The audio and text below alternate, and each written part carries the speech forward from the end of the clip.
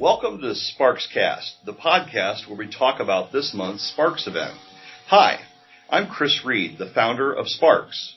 I'm here with Robbie Slaughter and Chris the Brain Hoyt. So I'd like to have the guys go around and introduce themselves so you can get to know a little bit about them as well. Robbie, you want to get us started?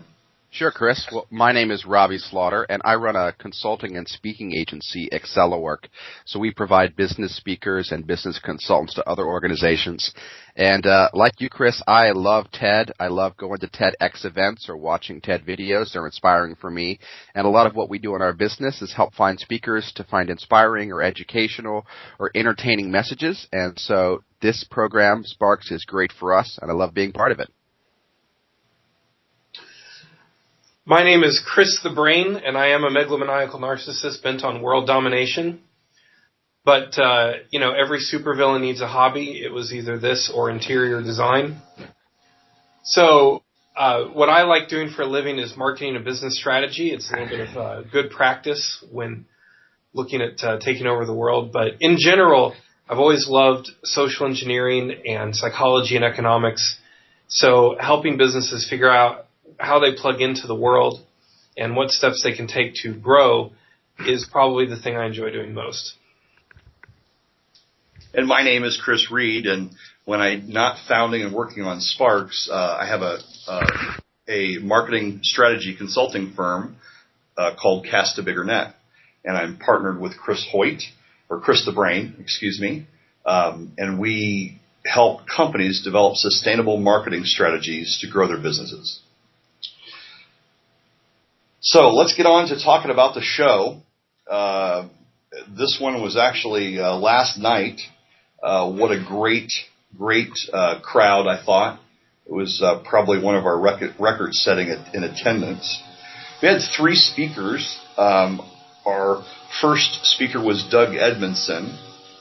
Doug is with Advocar. They help people buy a car, get the best deal possible when they're buying a car. Then we had David Gibson, who is a professional boxer and a motivational speaker. And then our headliner was Travis Sims. Travis is the executive director of BNI, which stands for Business Network International. Their Indianapolis or their Indiana chapter. Really dynamic speaker. So let's get started. Let's kind of break this down and talk about the speakers. So we talk about the first speaker was Doug Edmondson. Robbie, what did you think? Well, Doug really brought an interesting concept to the Spark stage, and this is the topic about buying cars. As he pointed out, that car is the second most expensive purchase most of us will ever make in our lives, and it's nerve-wracking, it's adversarial, it's frightening, and it's something that most of us just don't know how to do.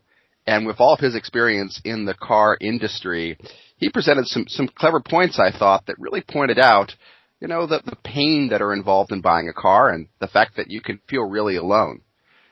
What I enjoyed about his presentation was that he pointed out that there are sort of three separate parts of the car buying process. One is the trade-in, one is the offer on the car that you're also having, and then a final piece is how you might finance that car. And he says that making all three of those choices at the dealership at one time is probably the worst possible idea, because you might buy one car every couple of years, but these guys are selling cars every single day. And so you need an advocate. You might want to work with separate people. You may want to split it up. So it really got my mind thinking about the next car that we buy, about making a smarter decision. Good point. Brain? So knowing Doug personally and having time to get to know his business, what I really enjoyed about his presentation was I felt like what he'd really done for the first time was get into the value proposition of his business. So just personally, I thought it was some really great content. He struggled a bit with the delivery, so that's fair warning to, I think, future speakers to give it a few run-throughs before you hit the stage. But ultimately, in the end, it's content, quality of content more than anything else. And the content was really good, and I think it's a good start for him to really help people understand the value of what he's doing. But I also think it was a good point in general that the car industry itself is just well due for an overhaul. in how we buy cars. I don't think we realize how much dealership and that whole model has gone unchanged and uninnovated for just so many years. It's high time we kind of had more alternatives and some innovative ways to save a little more money on cars. Good points, guys. I definitely have I've known Doug for about 6 months now, and he's such a passionate guy, and he knows his stuff so well. And, I think it's like something we get so passionate about, we want to make sure that the message is right. And I think, just as if I woke him up at 3 o'clock in the morning and told him I needed to know about buying a car, he wouldn't even need a cup of coffee. He'd just go right into it. And it would be good content even at that time of the day. But I think just for a message for other speakers is, note cards don't work when you've written out your speech verbatim on a note card. I think bullet points on a note card to prompt you to the next thing that you want to cover is a great concept, usually a little better than the others. So aside from that, I think he did a really good job. I personally love to negotiate cars. So my friends will call me up and ask me to come help them. And so that's a fun thing for me. But I had no idea about the finance end of it. I had no concept around that. So that was kind of cool to learn that part of it for me. So, well, Chris, we already knew you were weird, Chris. That you like to negotiate cars. But you are right, though, that I think our speakers and really anyone who's giving a professional speech, if you do want to bring notes or bring bullet points on a note card, those should be a crutch. They should be there as a reminder if you need them. But you should know the speech well enough that you don't need to look at them very often, if at all. So just have them as a backup. Yeah. I think that, lastly, what I would say about Doug is I would hope other business owners would see it as inspiration that they have something to talk about. Because while we tend to be more esoteric in our conversations, kind of wanting to get more to the social progress or business advancement TED-like talks, the very practical and simple nature of Doug's content really engaged the audience a lot more than some of our higher level speeches. And I think while I was watching the crowd last night listen to Doug talk about cars, it was interesting to me how engaged everyone was in the subject, sometimes more than our pie in the sky talks. Good point. Well, let's move on to our second speaker, David Gibson. Robbie, what were your thoughts on that? Well, David was a really interesting presenter. I would call him more of a poet than a speaker. I mean, once he got going, he was just riffing through his presentation. It was almost musical in the way that he talked. And so just listening to him present, I found very melodic and very entrancing. But, of course, his message itself, this idea that we need to elevate our own perspective, we need to pick ourselves up and move forward, is a message that all of us need, especially if we're small business owners or sales professionals who, find the world pushing back on us or find challenges of our customers. I thought that he really brought the kind of message that all of us need to hear once in a while, and that's the kind of speech that I'm going to listen to more than once again when it goes live on sparkstalk.com. How about you, Brain? I definitely agree with the melodic nature. It was almost more of a performance than a speech. And I think to a very large degree, if he were to practice it, if he were to take that intentionally, he could really polish that up into something that felt very much like absolutely a performance. So, if I were to see him again, I'd say he should think about doing that on purpose, because I have a feeling that the melodic nature of his presentation was more of a consequence of just who he is as a person and kind of his natural rhythm. So he may not have intentionally designed it that way, but it certainly turned into that when he got into his groove, like Robbie said. So it was really good. I've heard those statistics before. They're always good to remind us of how many times great people have failed at their ideas. We think that they were these overnight successes. We don't realize how many times they've had to fail over and over and over again. So it's definitely a growing theme in entrepreneurs in general that if you're going to go out and adventure into the world, you got to get ready to get your ass kicked. It would be nice if we could start gaining some wisdom perhaps in how to, why are we having to fail so much before we succeed?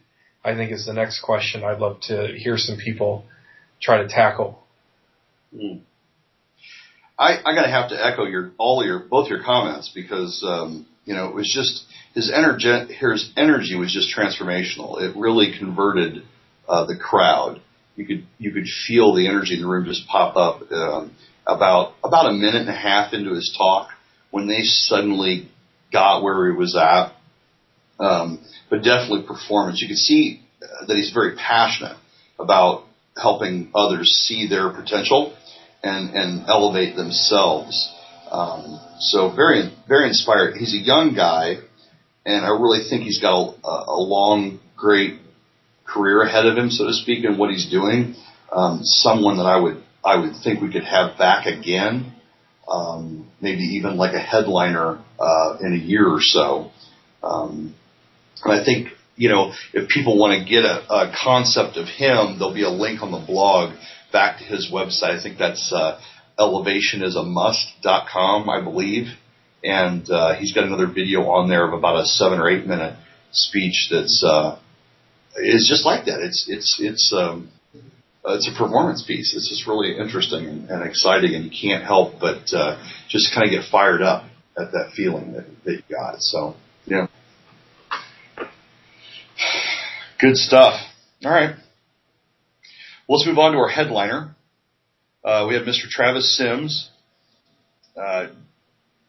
Brain, why don't you get us started this time with our headliner? Well, I think that as a fellow fat guy, I related a lot to what he went through. I've in the past few years, I have also lost 100 pounds. Of course, my starting point and ending point for those 100 pounds were different than his. I'd probably have to look like the way Travis Sims looks today. I'm probably another 150 away. So, I think we all need to hear those talks. The beyond inspirational, I think one of the things that his talk promotes is a sense of personal responsibility. And that's above and beyond just the inspiration. He's kind of saying that there was a quality of life issue I was having that in the end I deemed my fault, or my choices led to a certain, lack of quality of life. And so he decided, once he saw that, to take steps to repair it. And so it was, it's always encouraging to share those struggles.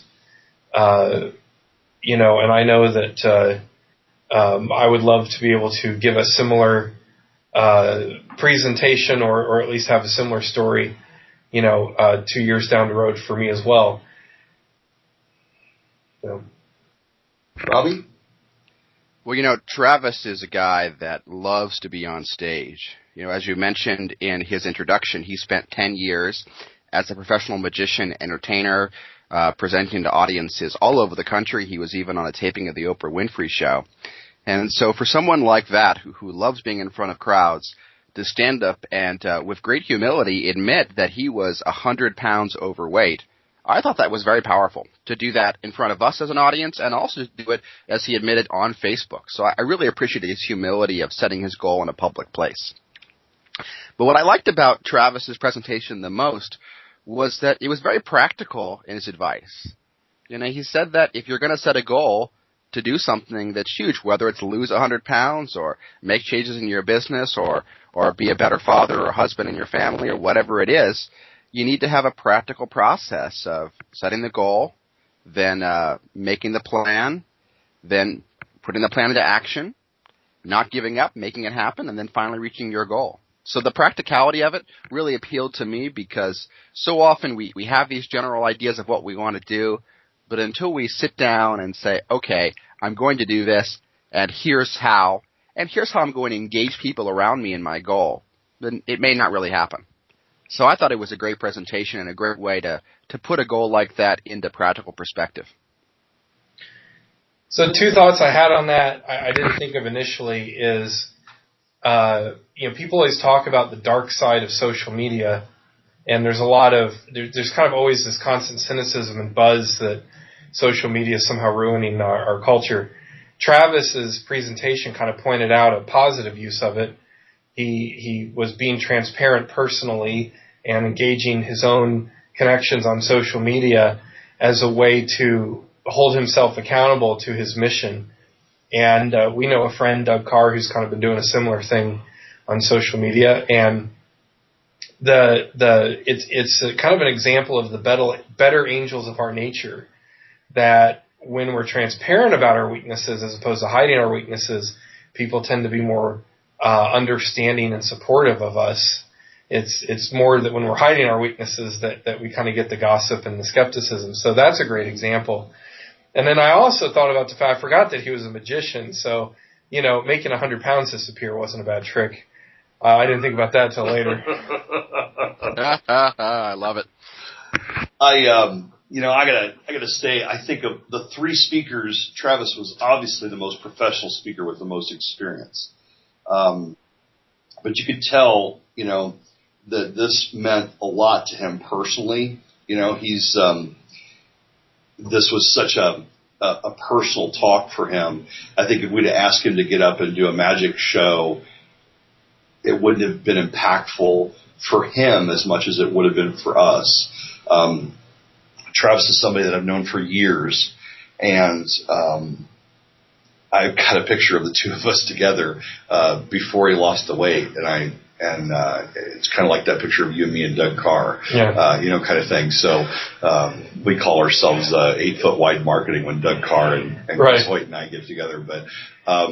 But Travis came up to me afterwards and told me that that was huge for him to do that talk on our stage, and he actually said to me afterwards that he was grateful for that opportunity, which is just, again, his humility is amazing. But it was like he said, of all the talks he gives 4 days a week, he's talking to groups and in front of groups as a professional speaker. That one was a talk that he was actually nervous about. And he said he'd never felt such a relief in years as he did when he stepped off the Spark stage and he had accomplished what he had set out to do, which was to give a 10-minute talk about something that was very personal to him.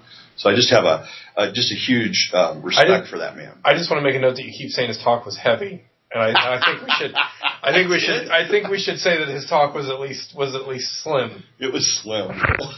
Can we say it was fat with a PH? Is that too dated a reference? It was. I don't know if it was pretty hot and tempting, but fat with a PH. I'm saying PHAT. Is that too we can say it stands for pretty hot and tempting. But okay. Okay. Oh, that's good stuff. That's really good stuff. Any other thoughts on Travis? No. Yeah. Okay. So let's talk about the event itself. I was just really blown away. I haven't calculated the exact number, but I believe it's going to fall between 110 and 115 people in the room, which actually sets a record for our largest attended Sparks event so far. Yeah. Well, what I also noticed, Chris, and is how much we got our veterans who keep coming back every month, but also word is spreading. People who have never come to Sparks, I think we may have had more first-time attendees than I've seen in many months. Yeah, I would say 30 or 40 people at least. Which is incredible. So the word is spreading about Sparks. People like it. Thanks to our sponsors, it's free, and that makes it just a great experience for people who want to come and be inspired, be transformed, and just hear someone speak about a topic that's new to them. Yeah. I mean, I just have to say that we're really thankful for our sponsors. You can go on sparkstalk.com and check out who all is involved in sponsoring Sparks. I just mentioning the Hamilton County Business Magazine, which has been really instrumental in helping us promote Sparks, which I think is one of those reasons, along with the Fishers Chamber, the Carmel Chamber, the Westfield Chamber, and the Lawrence Chamber of Commerce, the Town Planner.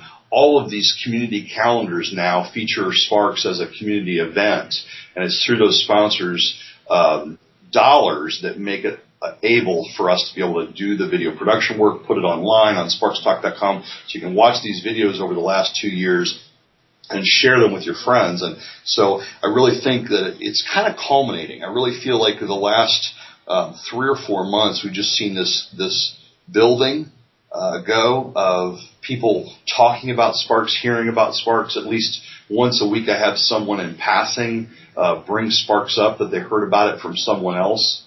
So yeah, I'm very encouraged in what's going on there.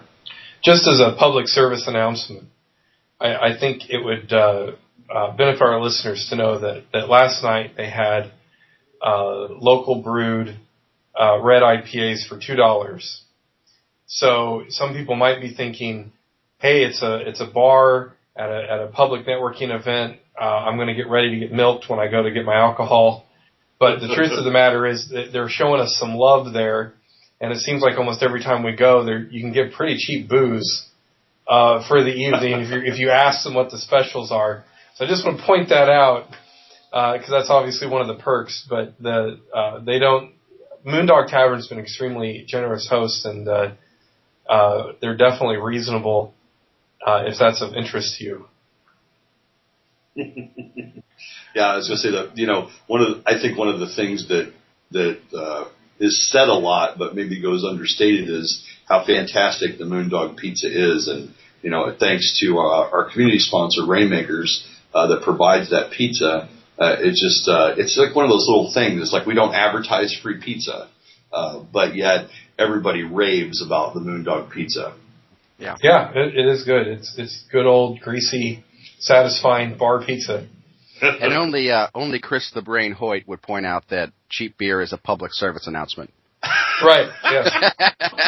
Well, and I do want to specify. I should say inexpensive beer, not cheap beer, because it's not $2 Budweiser. We're talking $2. It's high quality. It's high quality expensive beer. Locally brewed. Yes. Yes. We interrupt your broadcast to let you know. Wow, that is great. That is really great. Well, I was going to say, one of the things I always watch for afterwards is the feedback that I get from people. There's so many people that are regulars that come to Sparks each and every month that I don't let them leave the room without checking in with them because, like Jim Hayes has been there every single Sparks event. I think he missed one out of the last 25 or 26 shows that we've done. And when Jim gives me the thumbs up, I know we're on par or better. And when he comes up to me and he says something to me, then I know we got to him, kind of thing, as the guy that's almost seen every talk, And we just had a lot of great feedback last night after the show to the quality of it. Well, speaking of which, Chris, Sparks is coming up again in September. Right. September 10th, second Wednesday of the month. You need to have everybody register at sparkstalk.com. It's free registration. It just makes it a lot easier when you're coming to the door, when you're trying to get 110 people into a room, if everybody's pre-registered, because we can sign you in that much quicker. Free registration allows us to show our sponsors who all's in the room, and that's what keeps Sparks free. So if you can help us out with pre-registration, that would be awesome at sparkstalk.com. I'm hoping that we'll see an even bigger crowd. We get close to the fire marshal's capacity rules on that room, which is, I think, 145 or 150. I think we'll just have a great time. Absolutely. Well, great. Well, I think this has been an exciting first episode of Sparks Cast, the podcast that talks about the Sparks event that happened this month in Indianapolis. We hope that you'll share this with your friends, share your experience with Sparks with your friends. Bring some friends along next time to Sparks, and that's September 10th. And thanks for listening to the Sparks Cast, and check us out on sparkstalk.com. Let's say Sparks a few more times. Just before Sparks. Sparks. Sparks. Sparks. Sparks. Sparks. Sparks. Sparks. Sparks. Sparks. Sparks. Sparks. Sparks. There we go.